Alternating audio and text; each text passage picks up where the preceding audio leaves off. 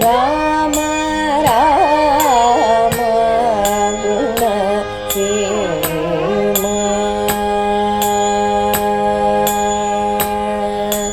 ರಾಮ ರಾಮ ಗುಣ ಸೇಮ. ಶ್ರೀಮತೆ ರಾಮಾನುಜಾಯ ನಮಃ.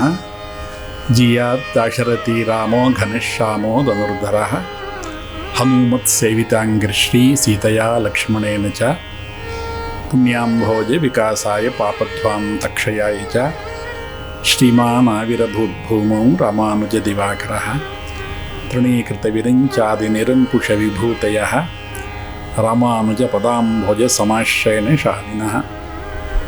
ಶ್ರೀಮದ್ ರಾಮಾಯಣದ ಅನುಭವವನ್ನು ನಾವೆಲ್ಲ ಮಾಡ್ತಾಯಿದ್ದೀವಿ.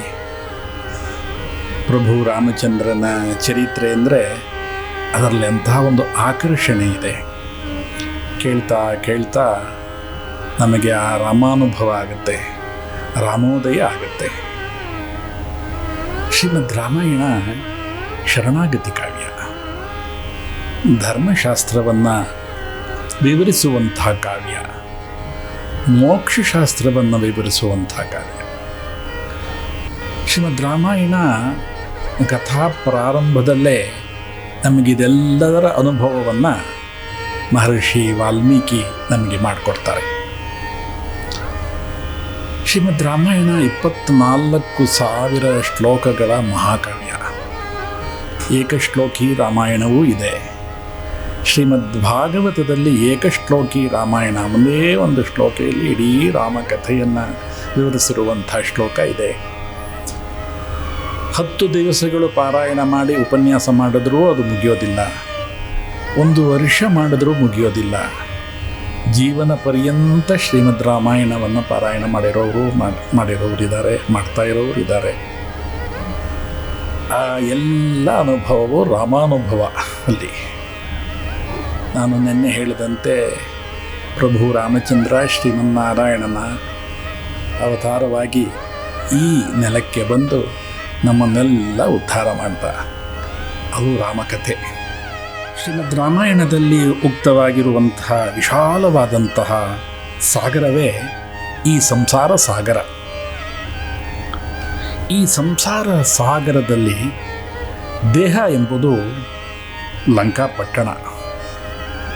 ಪಂಚ ಜ್ಞಾನೇಂದ್ರಿಯ, ಪಂಚ ಕರ್ಮೇಂದ್ರಿಯ, ಇದು 10 ತಲೆಗಳಿಂದ ಕೂಡಿದಂತಹ ರಾವಣ. ಈ ಮನಸ್ಸು ಸದಾ ಚಂಚಲವಾಗಿರುತ್ತೆ. ಅಂತಹ ಮನಸ್ಸನ್ನು ಹತೋಟಿಯಲ್ಲಿಡುವುದು ಬಹಳ ಕಷ್ಟ. ಹೃದಯ ಎಂಬುದು ಅಶೋಕವನ. ಈ ಅಶೋಕವನದಲ್ಲಿ ಜೀವಿಯಾದಂತಹ ಸೀತೆ ಅಲ್ಲಿ ಬದ್ಧಲಾಗಿದ್ದಾಳೆ. ಈ ಬದ್ಧ ಜೀವಿ ಮುಕ್ತ ಆಗಬೇಕು.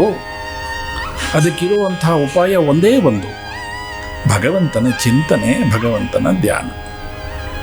ನಾವೆಲ್ಲ ಈ ಒಂದು ಜಗತ್ತಿನಿಂದ, ಈ ಒಂದು ವ್ಯಾಪಾರದಿಂದ ಮುಕ್ತರಾಗಬೇಕಾದ್ರೆ ಭಗವಂತನ ಚಿಂತೆ, ಭಗವಂತನ ಧ್ಯಾನ ಮಾಡಬೇಕು.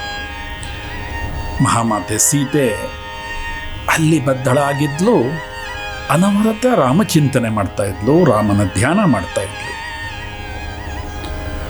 ಭಗವಂತನಿಗೆ ಈ ಜೀವಿಯನ್ನು ಮುಕ್ತಗೊಳಿಸಬೇಕು ಅಂತ ಅನ್ನಿಸ್ಬಿಡ್ತು. ಅದಕ್ಕೆ ಅವನು ಆಚಾರ್ಯ ರೂಪವಾಗಿ ಆಂಜನೇಯ ಸ್ವಾಮಿಯನ್ನು, ಹನುಮಂತನನ್ನು ಸೀತಾದೇವಿ ಹತ್ರ ಕಳಿಸ್ತಾನೆ. ಆ ಹನುಮಂತ ಆ ಭಗವಂತನ ಅನುಭವವನ್ನು ಸೀತಾಮಾತೆಗೆ ಮಾಡಿಕೊಡ್ತಾಳೆ.